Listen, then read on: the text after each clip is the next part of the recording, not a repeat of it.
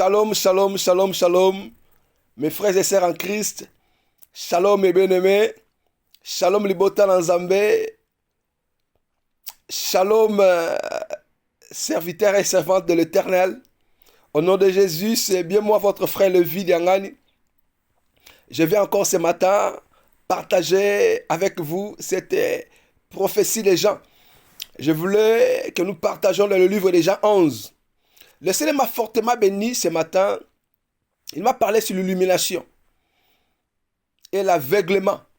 Donc, il m'a montré les avantages de l'illumination et les désavantages de l'aveuglement ou de l'incrédulité. Voilà pourquoi je voulais partager avec vous. Je prie le Seigneur que cette parole sauve une âme, encourage un frère et fortifie une sœur, que cette parole ramène l'illumination au sommet de l'état des nations. Au nom de Jésus, Saint-Esprit, glorifie Jésus dans cette parole. Touche ma bouche, impose ma bouche afin que je ne puisse que parler de toi. Je bénis ce moment au nom de Jésus. Amen. Nous allons partager Jean 11. Je lis le verset 1 au verset 15. J'aime la parole. Il faut aimer la parole, mes bien-aimés. Dieu nous aime. Dieu nous aime. Dieu est amour. Dieu est venu vers nous en nous prouvant son amour. Et ce que nous pouvons lui donner comme des retours, si ce n'est que de méditer sa parole, d'être dans sa présence. Il faut aimer la parole, mes bien-aimés. Je dis, cette parole, c'est celle qui a tout créé. C'est cette parole qui est la vie. Et c'est cette parole qui est Dieu lui-même. Celui qui médite la parole tous les jours, il parle avec le Seigneur, au fait. Il lui dit que Dieu, je t'aime. En méditant la parole, tu prouves ton amour envers le Créateur. Que Dieu nous fasse grâce. Amen. Je lis Jean 11. Il y avait un homme malade, Lazare, de Béthanie, village de Marie et de Marthe, sa sœur. La sœur de Lazare, certainement. C'était cette Marie qui unit de parfum le Seigneur et qui lui essuya les pieds avec ses cheveux. Et c'était son frère Lazare qui était malade. Les sœurs envoyèrent dire à Jésus, « Seigneur, voici celui que tu aimes est malade. » Après avoir entendu cela, Jésus dit, « C'était cette maladie n'est point à la mort, mais elle est pour la gloire de Dieu, afin que le Fils de Dieu soit glorifié par elle. » Le verset 5, « Or, Jésus aimait Marthe et sa sœur, et Lazare. » Le verset 6, « Lorsqu'il eut appris que Lazare était malade, il resta des jours encore dans le lieu où il était.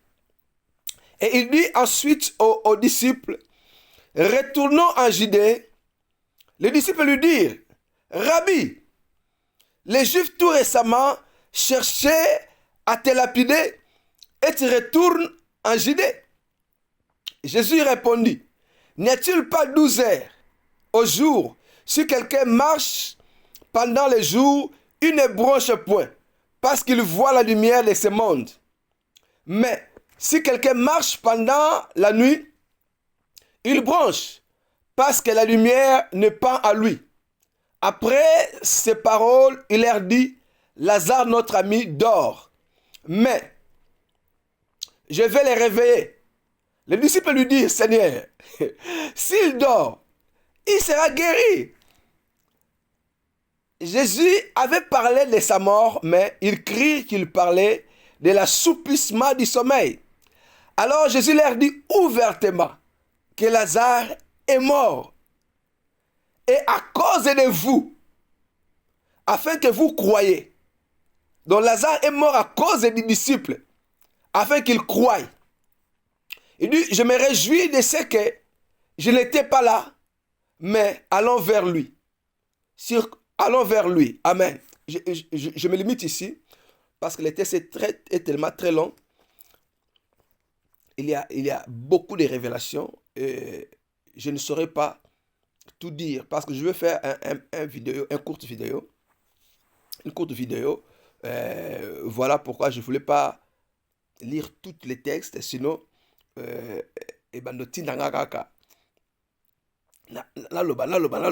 la vidéo mon coup c'est parce que tellement que mon YouTube est nouveau et je n'ai pas beaucoup de membres comme ça, et c'est là qui fait que si le vidéo est trop long, il va commencer à se couper, à s'entrecoupé, et ce n'est pas bien. Donc voilà. Que le Seigneur nous aide. Écoutez mes bien-aimés. En lisant cette prophétie, le Seigneur m'a amené à comprendre que certainement la résurrection de Lazare n'était qu'une répétition de la résurrection que le prophète Élisée avait accompli. Dans le livre de 2 Rois 4,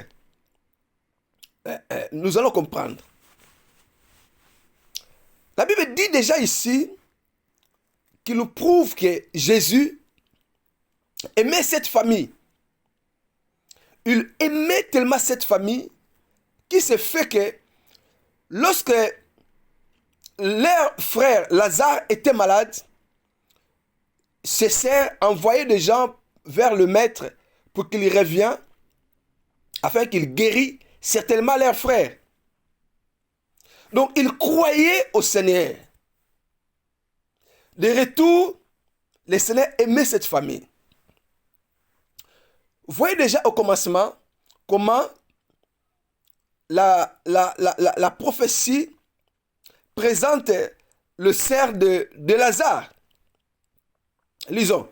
Le verset 2, il dit, Marie qui oignit le parfum du Seigneur, qui lui essuya les pieds avec ses cheveux. Amen. Vous voyez le niveau que cette famille aimait le Seigneur. Depuis que je suis devenu chrétien, où je lisais ou méditais la parole prophétique, jusqu'à aujourd'hui, dans la Bible, je n'ai pas trouvé quelqu'un qui avait essuyé le Seigneur Jésus, ses pieds, par ses cheveux. Donc, Marie, elle était la seule qui avait fait ça au Seigneur. Vous voyez, il y a des choses que nous faisons dans la vie aux gens et restent dans le cœur ou dans l'esprit de gens. Marie, ce qu'elle a fait, personne d'autre l'a fait. Depuis que la Bible est Bible, depuis que j'ai commencé à lire la Bible jusqu'à aujourd'hui. Ça prouve l'amour qu'ils avaient ou la considération qu'ils avaient au maître. Et la Bible la présente. Celle qui avait essuyé le pied de Jésus par ses cheveux. Frère, cherchons à faire les choses que les autres n'ont pas encore fait. Mais qui ne soient pas poussés à nous autres, mais ils allaient pousser par l'esprit. Cherchons à marquer le Seigneur par notre façon de lui aimer, ou par notre façon de lui servir, ou par notre façon de s'approcher de lui.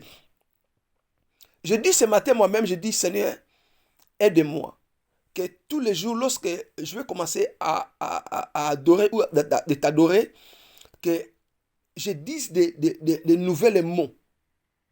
Des mots nouveaux pour adorer le Seigneur. Nalingi na kamwi sanzambe, on trouve ko kamwi sanzambe te.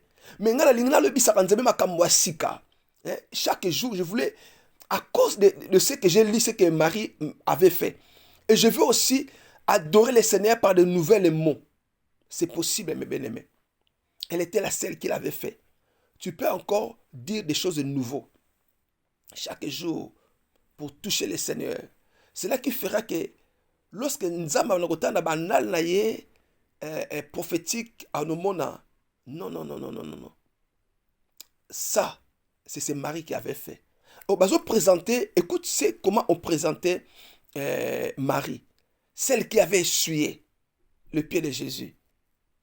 Et il envoya, la Bible dit, le cerf de Lazare, il envoyait des gens auprès du Seigneur pour lui dire, voici celui que tu aimes est malade. Waouh!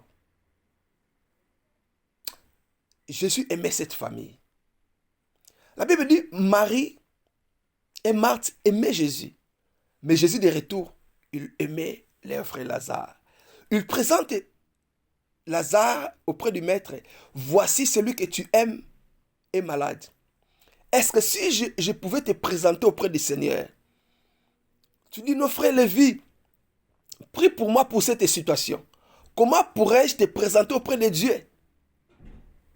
Qu'as-tu fait que n'a me pas Nzambe? Le cerf de Lazare, il dit au Seigneur, Seigneur, voici celui que tu aimes est malade. C'est-à-dire, Jésus, l'amour de Jésus envers Lazare était visible. Donc, l'amour de Jésus était visible envers Lazare. Qui fait que ce cerf voyait cet amour. Voilà, lorsqu'il présentait Lazare auprès du maître, il dit, celui que tu aimes est malade. Waouh!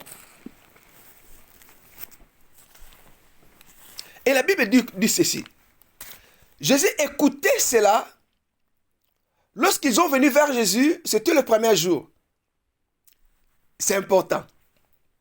C'était le premier jour que ces cerfs ont envoyé des gens vers Lazare pour lui dire que celui que tu aimais est malade. La Bible dit ceci.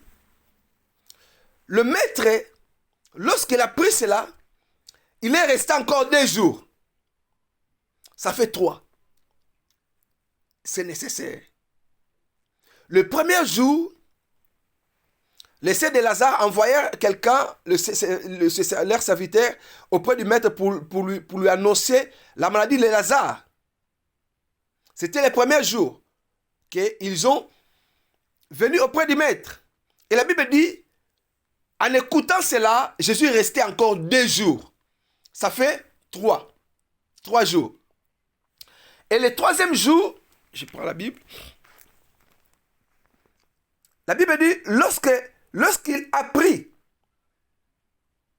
que Lazare était malade, il resta 2 jours, le verset 6.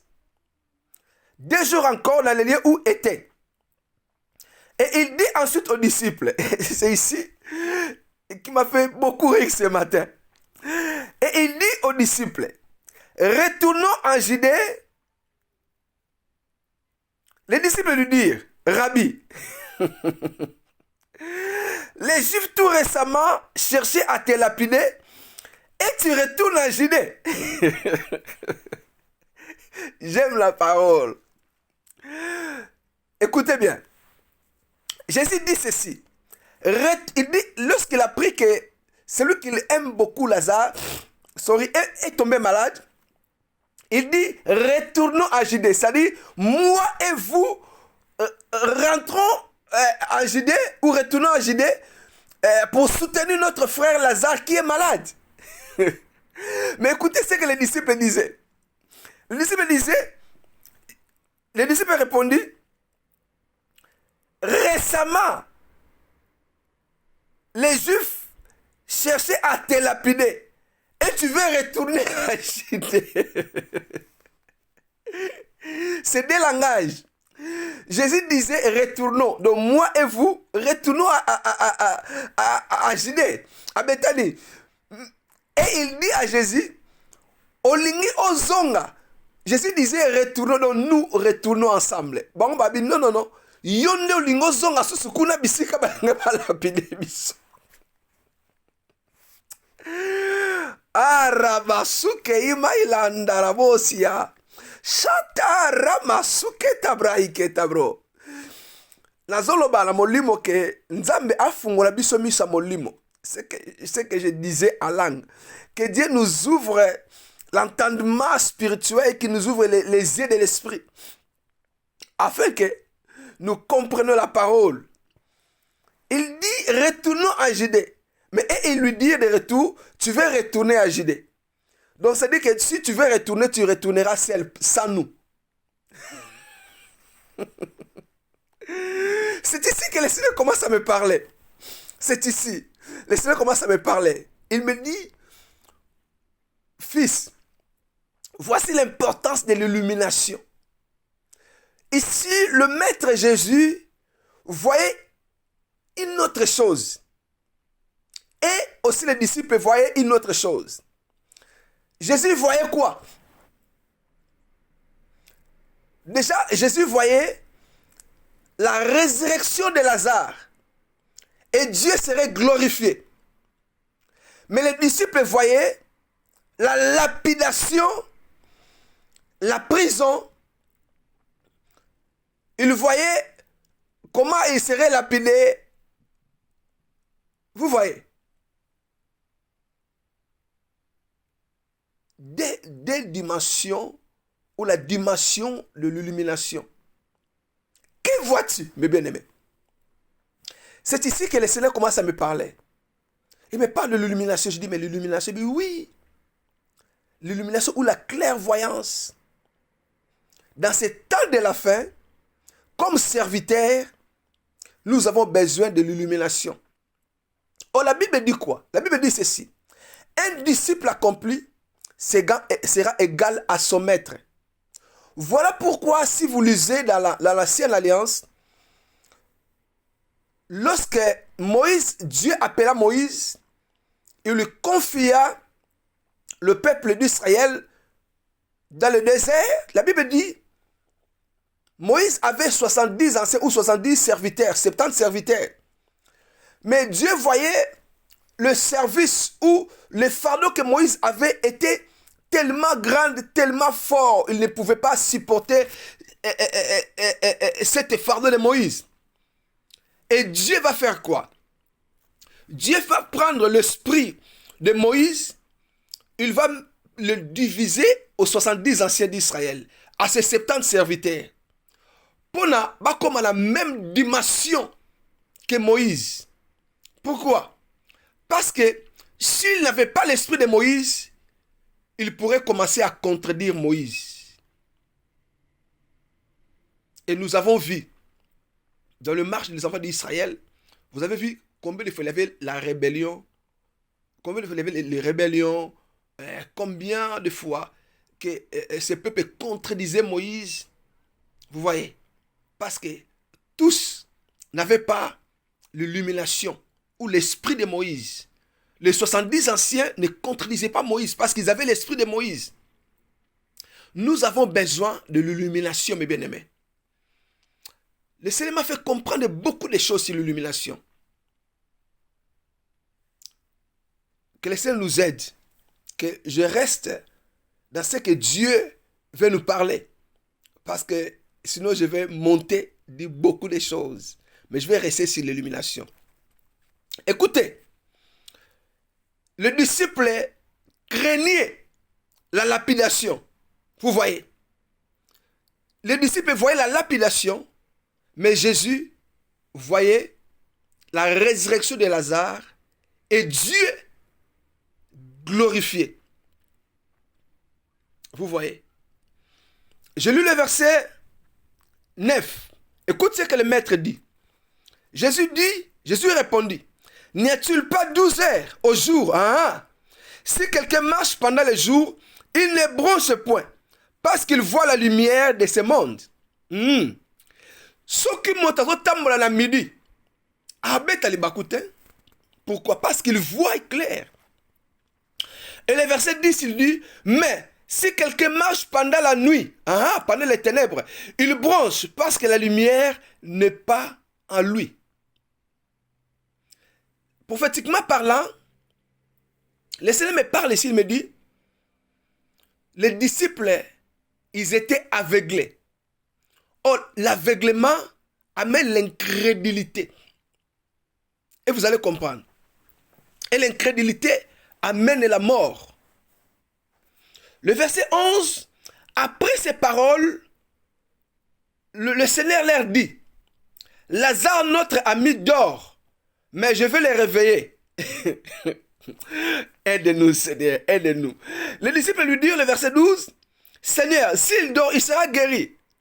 Donc il dit, mais sur Allah, le verset 13, le Seigneur dit, Jésus avait parlé de sa mort, mais il crie qu'il parlait de l'assoupissement du sommeil. Alors Jésus leur dit ouvertement, Lazare, notre ami, est mort.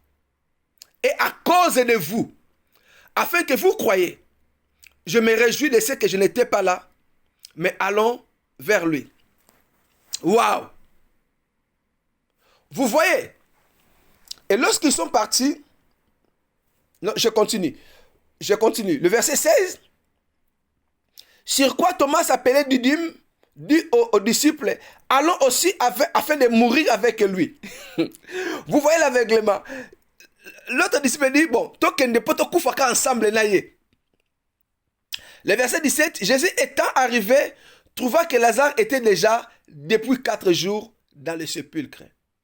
Waouh! Je m'arrête ici.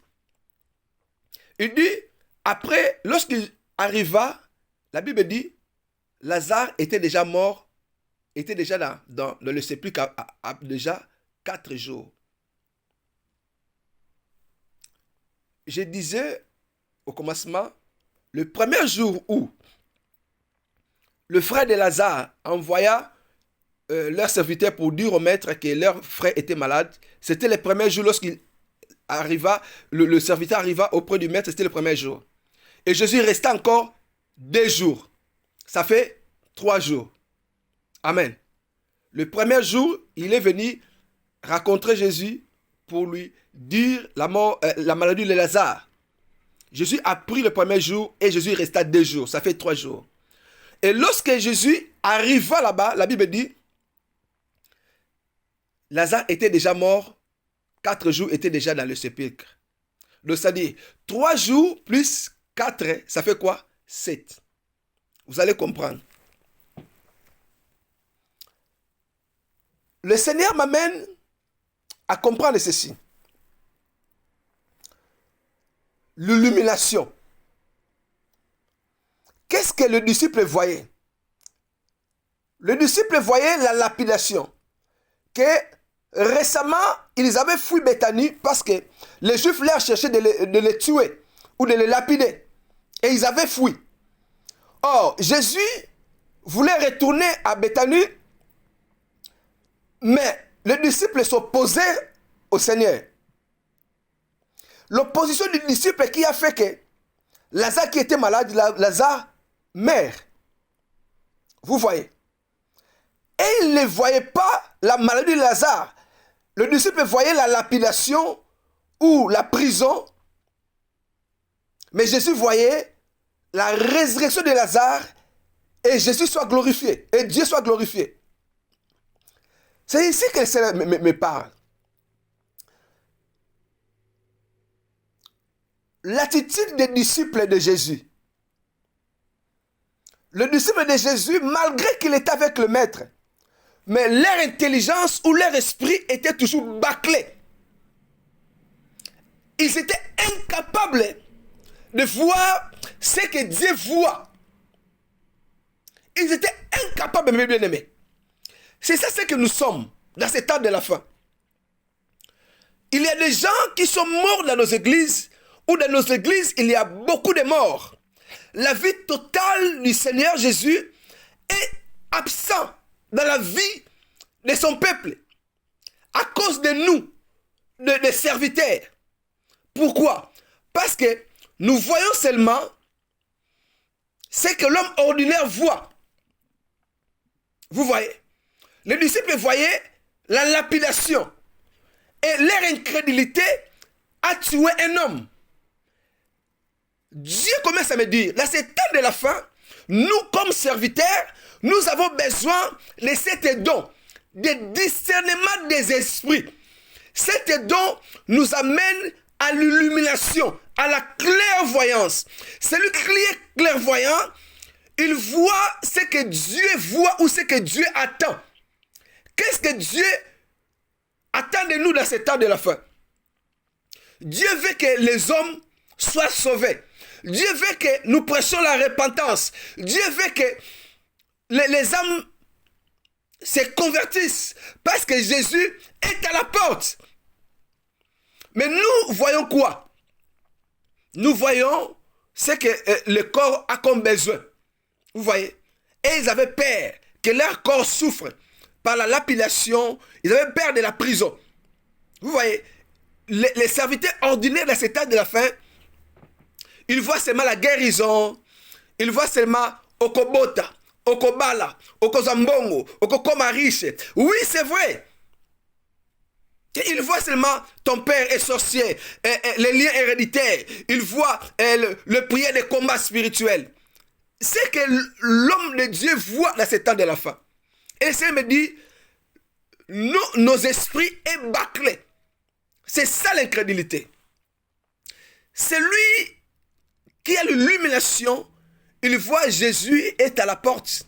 Il est en train de revenir.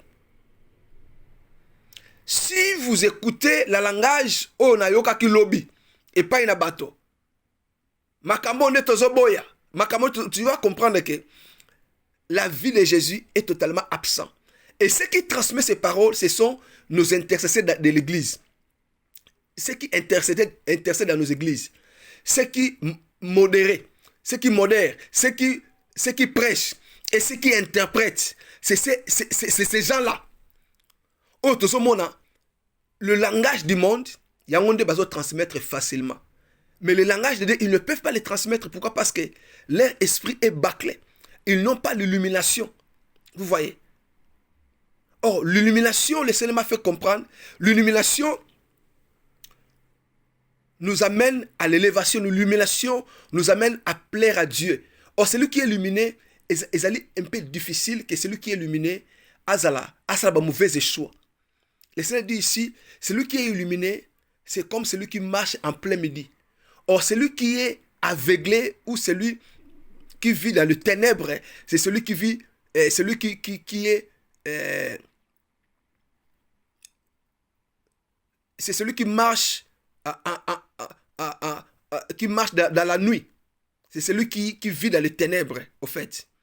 Voilà pourquoi la Bible dit, dans le livre des Proverbes, lorsque le peuple n'a pas de révélation, ils sont un peuple qui marche sans frein.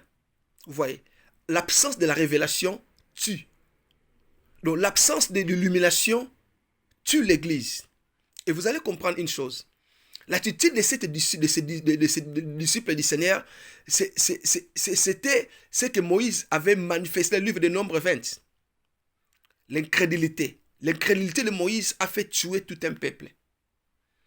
Et l'incrédulité des serviteurs de Dieu qui va faire entrer beaucoup de gens en enfer, qui va ramener beaucoup de gens en enfer. Un serviteur qui est aveuglé, vouloir ou pas, tu ramèneras le peuple de Dieu dans l'enfer. C'est ce que Proverbe dit. Sans la révélation, le peuple marche sans frein. Marc 8, il dit ceci, il compare cet aveugle. Il dit, cet aveugle, il voyait des gens comme quoi? Comme des arbres. Vous voyez? Or, celui qui est aveuglé, s'il a un couteau, il tuera certainement des gens. Il tuera. Voilà pourquoi l'Église est en train de mourir. Et le serviteur de Dieu, ou le serviteur de Jésus, le Seigneur m'a fait retourner dans la Bible, dans le livre du roi, le livre du roi 4. La Bible, la parole de Dieu dit ceci. Il avait une femme qui avait perdu son fils. Et lorsqu'il perdra son fils, il dira, il va partir chez l'homme de Dieu, chez Élisée. Il avait laissé son fils dans sa chambre. Il va partir chercher l'homme de Dieu, Élisée. Parce que c'est le prophète qui avait prophétisé pour cet enfant. Et lorsque cette femme il va atterrir là où l'homme de Dieu était. L'homme de Dieu la vit de loin. L'homme de Dieu dit ceci. Il dit à son serviteur, voici cette femme, cette Sunamite. Elle arrive ici et je vois son âme était attristée. Mais Dieu m'a fermé les yeux pour voir son problème. Vous voyez. Lorsque la femme arriva et il dira au prophète que certainement mon fils est mort. Qu'as-tu fait? Ou qu'est-ce que je te fais? Tu m'avais donné cet enfant. Voilà l'enfant que tu m'avais donné. Dieu m'avait donné à travers de toi est mort. Et l'homme de Dieu, le prophète Élisée, va dire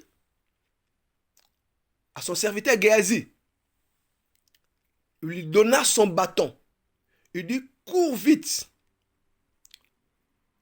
Il lui donne l'ordre pour aller ressusciter cet enfant. La Bible dit ceci. Le prophète lui a dit, ne saluez personne et ne répondez à personne. Va jusqu'à ce que lorsque tu arriveras, tu mettras cette canne, cette bâton dans la tête de l'enfant et l'enfant ressuscitera. Et le Géasi, serviteur d'Élisée, il courut vite à Sunem. Et la femme dira au prophète, je ne te quitterai pas si je n'ai pas vu mon fils ressusciter. Et le prophète dira, bon, allons. Il commence à descendre avec le prophète dans sa maison. Mais le serviteur Géasi courait vite vers l'enfant. Tellement Géasi, il était incrédule, malgré les bâtons ou l'autorité de l'homme de Dieu qui lui avait donné. Il va mettre la canne, le bâton dans la tête de l'enfant et l'enfant ne se réveille pas. Il fait tout ce que l'homme de Dieu lui avait dit, mais l'enfant ne se réveille pas. Le Seigneur me dit, c'était de l'incrédulité. Malgré qu'il était avec le prophète, comme dit la parole, un serviteur ou un disciple accompli sera égal à son maître. Donc si, j'aime Paul. L'apôtre Paul dit, ce n'est plus moi qui vis, mais c'est Christ qui vit à moi. Donc ce n'est pas moi qui agis, c'est Christ qui agit à moi. Mais ces disciples qui étaient avec le Seigneur n'avaient pas la dimension du Seigneur. Et le serviteur d'Élisée aussi n'avait pas la dimension de l'illumination d'Élisée. Il arriva, il va mettre le bâton dans la tête de l'enfant, l'enfant ne se réveille pas. Et le prophète arriva, et le prophète va arriver dans la maison où était caché, où la mort était. Le prophète Élisée entra dans la maison, il pria, mais l'enfant ne ressuscita pas. Il va coucher sur l'enfant. Il va mettre sa bouche sur l'enfant, ses mains sur le main de l'enfant, son ventre sur la ventre de l'enfant, mais l'enfant ne se chauffa pas. Et l'enfant ne se ressuscita pas. Et lorsque le prophète va faire cet acte prophétique, et la Bible dit, l'enfant se réchauffa, et l'enfant éternua 7 fois.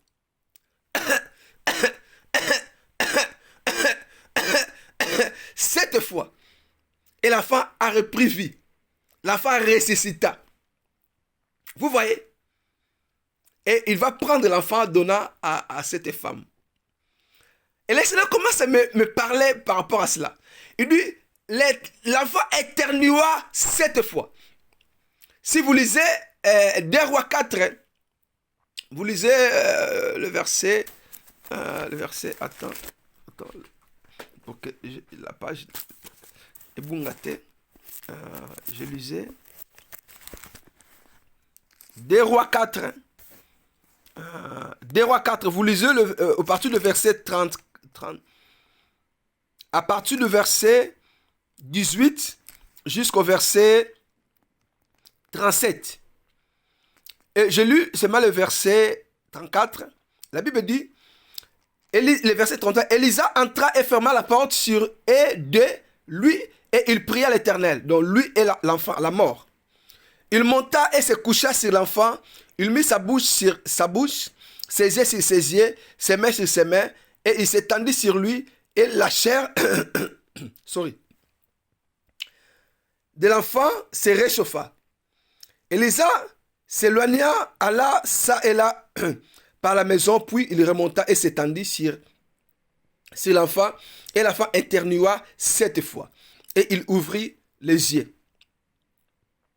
Amen. C'est ici, lorsque l'enfant éternua 7 fois, que le Seigneur me parla et me dira, l'enfant éternua 7 fois, et l'enfant a repris vie. Vous voyez. Revenons dans le livre des Jean. Il dit, l'enfant éternua combien? 7 fois. Et à la 7e fois que l'enfant fait quoi? L'enfant ressuscita, il reprit vie. Voilà ici. La Bible dit, Jésus, il est parti chez le cerf de Lazare. Donc c'était la 7e jour.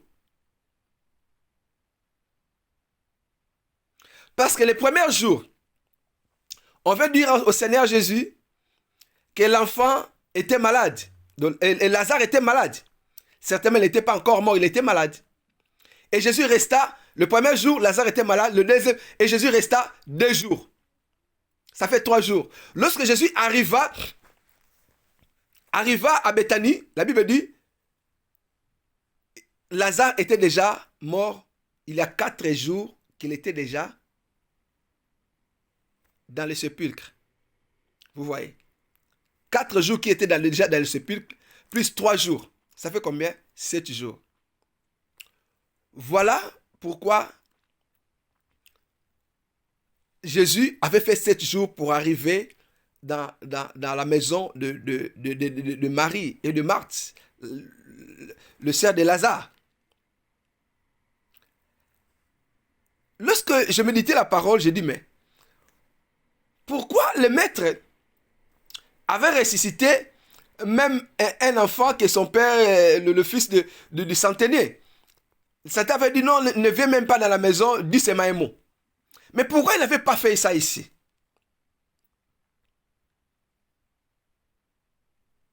Et le Seigneur a resté pour attendre 7 jours.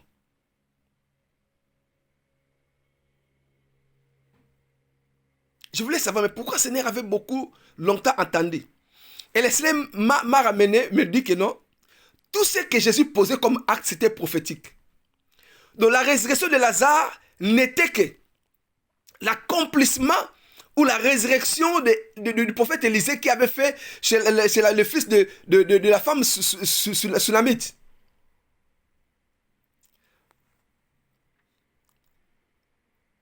Aimons la parole. Les disciples s'opposaient au Seigneur à cause de leur incrédulité. L'incrédulité des disciples qui a fait que Lazare mort. Vous voyez. Or que dans les plans prophétiques du Seigneur, il fallait que 7 jours accomplis. Or, le chiffre 7, c'est le chiffre de l'accomplissement. Ou le chiffre de la perfection. Il fallait que la perfection soit pour que Lazare soit ressuscité. Or que le temps où nous sommes, Jésus revient bientôt. Et Jésus va revenir bientôt. Pourquoi? Parce que Jésus reviendra lorsque l'église sera mature. Voilà pourquoi vous voyez, le serviteur de Jésus, les disciples, ils étaient aveuglés. Ils étaient incrédules. Comme Géasi qui était incrédule. L'incrédulité de Géasi, malgré qu'il avait les bâtons. du prophète, mais il pouvait remettre l'enfant à la vie. C'est la même chose aussi. Les disciples, dans le livre de Matthieu 17, ils étaient tellement incrédules. Il y avait un enfant qui était lunatique. Son père les amenait chez les disciples du Seigneur. Le disciple venait prier, chasser cet esprit. Mais l'enfant n'était pas guéri.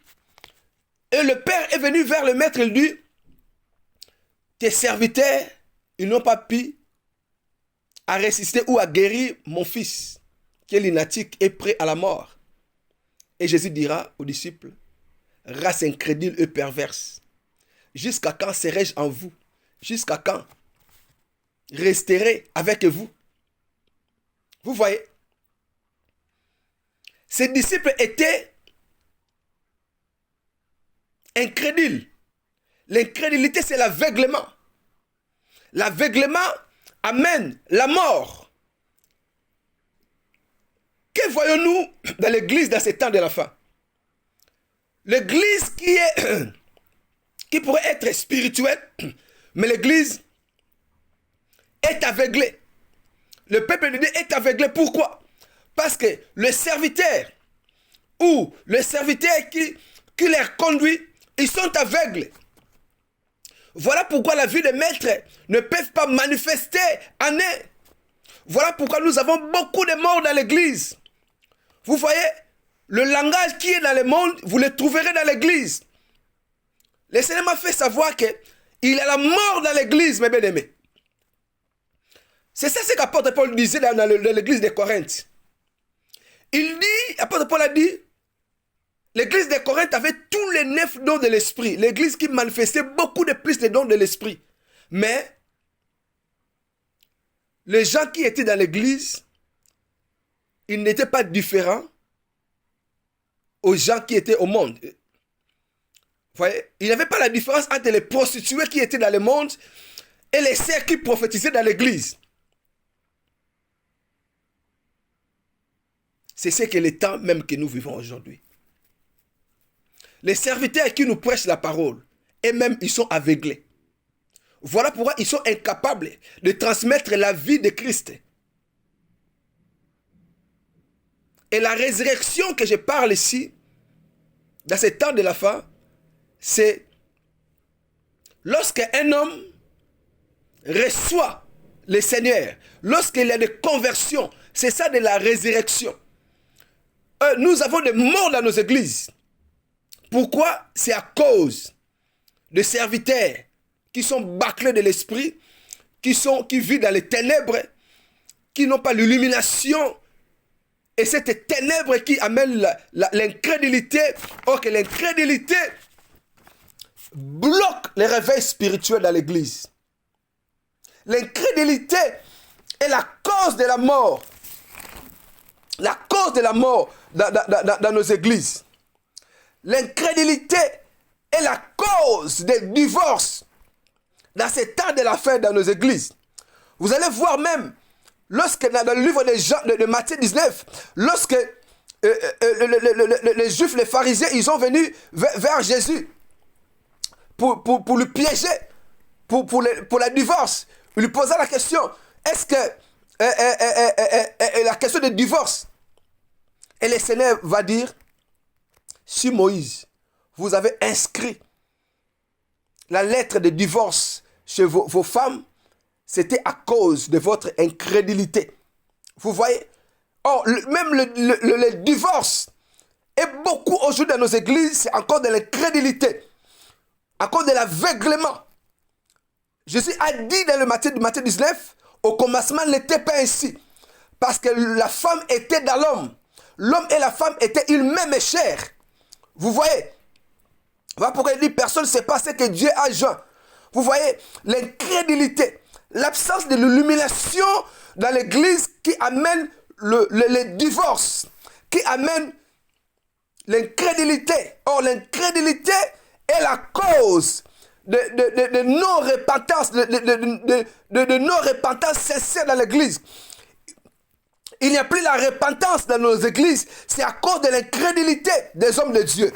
l'incrédulité des hommes de Dieu, l'aveuglement des hommes de Dieu, amen, qui fait que les gens meurent dans l'église.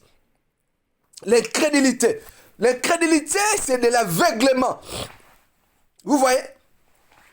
Le disciple voyait la lapidation. Le disciple voyait Lazare mort. Mais Jésus, celui qui était illuminé, il voyait Lazare ressuscité. Et il voyait Lazare ressuscité. Et sa résurrection amenait la gloire, donner gloire au Seigneur. Vous voyez l'importance de l'illumination. Voilà ma prière ce matin. C'est ce qu'apôtre Paul avait dit dans le livre de Ephésiens 1:8. Il dit, attends, l'illusion. Ephésiens 1:8. C'est ça ma prière. Que le Seigneur nous ouvre les yeux de l'esprit. Nous ouvre les yeux de l'esprit.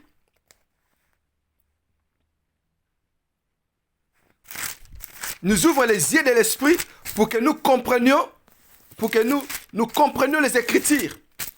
Qu'il nous ouvre les yeux de l'esprit. Oh Seigneur. Le boko moko, le boko moko, le boko moko. Le boko moko qui fait que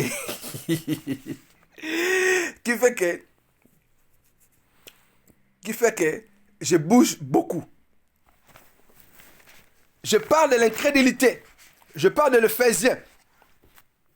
De l'Éphésiens 1.